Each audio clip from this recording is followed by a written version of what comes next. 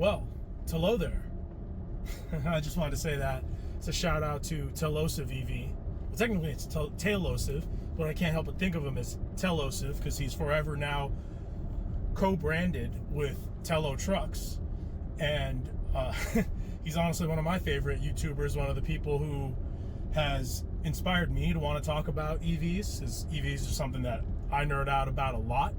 And the Telo truck is actually something that I nerd out about a lot. And the Telo truck in so many ways is everything that I love about EVs. Not just EVs, but the idea of EVs, what they can be, what they can do, how the fact that now the vehicle no longer has a engine and instead has a battery pack and a skateboard opens up so many new possibilities to different ways to configure the vehicle and assemble the vehicle on top of your skateboard of batteries and motors.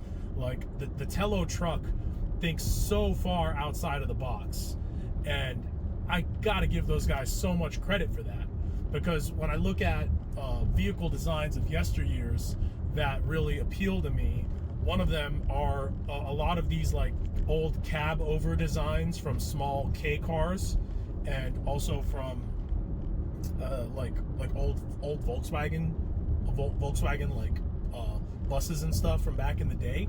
And all of those speak to me for the same reason, which is that I like the idea of you as the driver or passenger occupant being like really far up so you can see everything that's going on. I mean, like, even in this Model Y, which has great visibility, like I can't see the front of the car, so my brain is just making like a rough approximation of what's up there. And this is why the Telo truck is one of the things I am most excited to go and test drive, because I want to see what it's like to drive a car where you're that far up front, where you can see everything that's up in front of you. That just seems like a completely different experience. It's the same reason why I was really interested and impressed with the Canoe vehicle, because the Canoe before they got canceled, or maybe more accurate, like they died, had the similar sort of design, really driver forward, and they even had like a little window down there by your shoes, so you could look down past the pedals and see the ground right in front of you down there. Like, I mean, what other vehicle besides an electric vehicle could you do something like that? And that seems so cool, so interesting. And in the case of Telo, to move it back, they took that idea together with the whole idea of, you know, you don't need a very large crumple zone. You can do a shorter crumple zone, but as long as all of the crumple is going in and under into the chassis underneath where the people are, you can use a shorter crumple zone to really efficiently disperse the inertia and weight of an accident to still provide really good crash safety. So, you know, like, those are really innovative ideas, and similar things showed up in the Cybertruck, by the way. That's also why the Cybertruck is able to have such a relatively short crumple zone on those crash bars, because all of the energy when you get into a frontal crash goes into the frame and the giga casting underneath where the passengers are sitting, right? But it also means you're able to get so much more into a smaller package, smaller vehicle. It's how they're able to make, you know, a truck that has the same utility as a mid-sized truck, the size of a mini truck or a Mini Cooper. But that also, like, all the way around gets into ultimately the reason why, even though I love the Telo truck, it's everything I love about EVs, I'm not going to be getting one. It's just too small. It's almost like they did too much of a good thing with this first generation, with this MT1, and I'm hoping that they're successful. And judging by the interest in it, the number of pre-orders they have, if they get to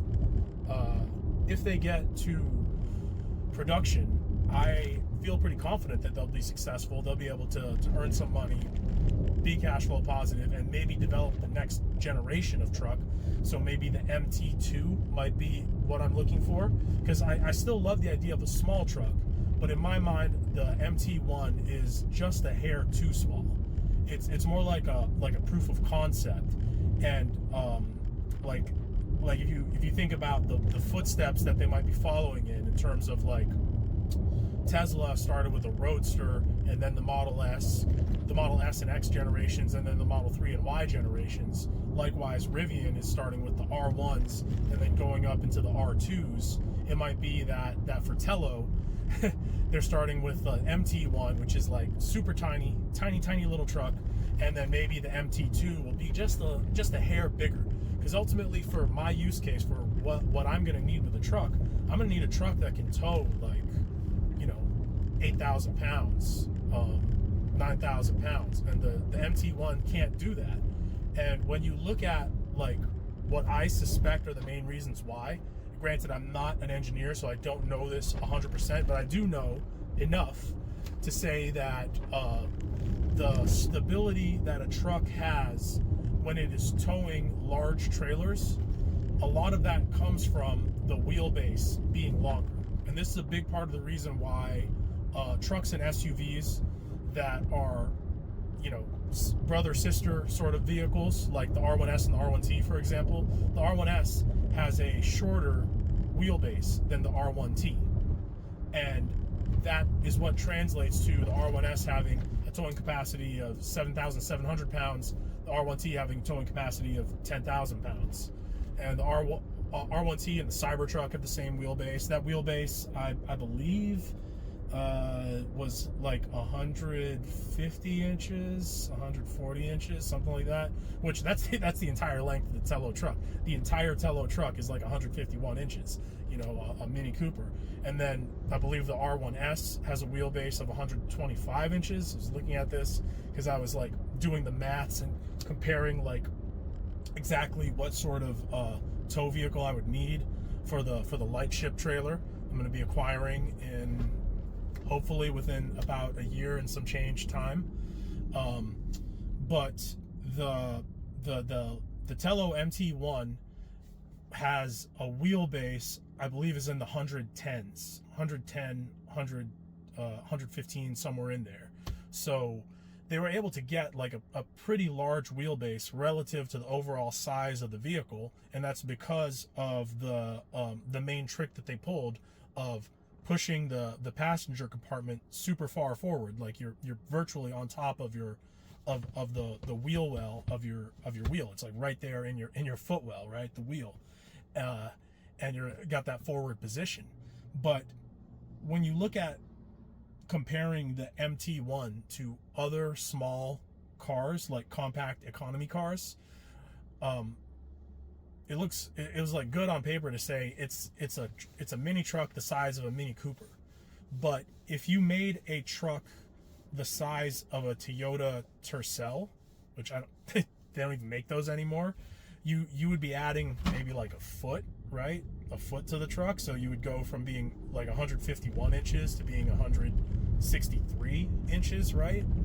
And if you could scale that directly, so you would then add another foot to your wheelbase, then you're at the same wheelbase at an R1S. Does it stand to reason that maybe in theory you could get your towing capacity up another 1,000 pounds from like 6,600 to 7,700 like the R1S has? Or if you were to just add like say 3 feet to the overall vehicle, you go from 150 inches to 180 inches, you're now the size of a Toyota Corolla. And like Toyota Corolla was my first car way back in the day. That thing was super maneuverable compared to even this Model Y that I'm in now. Definitely compared to the 2002 Toyota Tundra that was my daily driver for like 8 years. I mean, that thing was a boat. It was massive, and parking it was annoying. I went to college and did a whole bunch of like landscaping stuff in that vehicle. And by the way, like owning a truck for 8 years and using a truck as my daily driver for 8 years, and going from that to this Model Y CUV really does confirm in the mind that like trucks are not nearly as practical or as useful as everyone thinks. Like all of the talking points that you see from like urbanist type people, like like the public transit zealots who can get a little annoying and self-righteous in the comments sections about how trucks are unnecessary, by and large are true. Because I had a 2002 Toyota Tundra, and I was in like landscaping, urban farming, and agriculture, and like these like farming type startups in the hemp industry for much of that time. And the amount of time that my truck bed actually had stuff in it, it was still like maybe 8%, 7%. I mean, sure, it was really useful and it was great, but still, even being in those fields, 90% of the time, I could have gotten away with having like an economy car instead of a truck, you know? I mean, sure, like maybe the soil samples would have gotten like the back of the Model Y dirty, and you'd have to vacuum up like the soil probes and the shovels, leaving some little specks and stuff behind, but it wouldn't be the end of the world. I mean, the only things that I really did that I would 100% need the truck for that I couldn't have done like in this Model Y or even in my old Toyota Corolla would have been getting materials. So getting like mulch and compost and stuff. But even then, it's like, if you're really doing that professionally, like as a landscaper or a gardener or whatever, like I was getting that stuff put into my truck because I was doing those as like small projects that were like equal parts fun, you know, equal parts pay with people who are really passionate about urban agriculture. But once you get to a point of really doing that professionally, like call it in, get it delivered, like get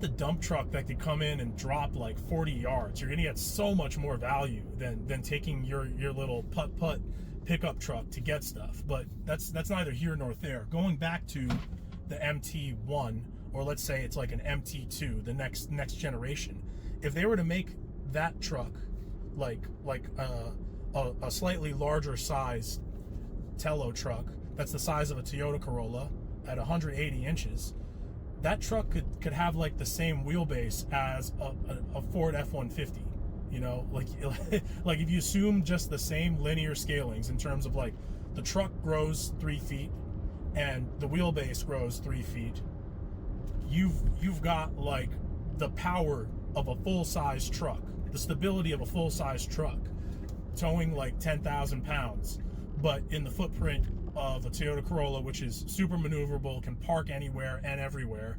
I mean, sure, maybe on the margins there are places that your Mini Cooper MT1 could park that like the theoretical Toyota Corolla MT2 can't. But especially on this continent in North America, those places seem like pretty few and far between. Like it'd be pretty niche stuff, like maybe if you're on like a college campus, so you know, like you're the maintenance man on a college campus, and getting an MT1 is really kind of like upgrading from the golf cart or something, you know? Like those are places where you wouldn't be able to park a Toyota Corolla, but it's still like the idea of getting that full-sized truck, electric power, like an R1T kind of power, or a Cybertruck kind of power and towing in the footprint of a Toyota Corolla. In my mind, that's almost like more revolutionary than putting like a Ford Maverick, which is basically what the MT1 is more equivalent to, into the footprint of a Mini Cooper, you know? So that's part of like what I've just been thinking about Telo, and ultimately the main reason why I won't get one, despite being super fascinated and really hyped about the concept and the design, and really wanting to see it, really wanting to test drive it. And this could also just be a long form way of me like complaining a little bit that it wouldn't be able to tow the light ship that I want to get, and the main reason why it wouldn't like perfectly fit my use case. So, you know, I'm sure they've done way more market research than I do. I mean, I haven't done any market research. This is just like one dude's experience talking off the top of the head. So when they did their research, they might have decided that like compromising on another 3,000, 2,000, 1,000 pounds of towing capacity was perfectly fine. Like 6,700 pounds is perfectly acceptable, and especially for a first vehicle, which the first vehicle any manufacturer is going to make is always going to be like a smaller niche. Like when we talk back to the Tesla power scaling, and then Rivian power scaling examples, you got the same thing, that they wanted to start off by making an impact. Like, no, we're not we're not going to make the Toyota Corolla truck. We're going to make the Mini Cooper truck. We're going to go all in on miniaturization. We'll see. I'm super excited to see it in real life, and have no idea if the Telosive EV channel is watching. If you are, Drew, shout out. Love your stuff, man, and West Coast.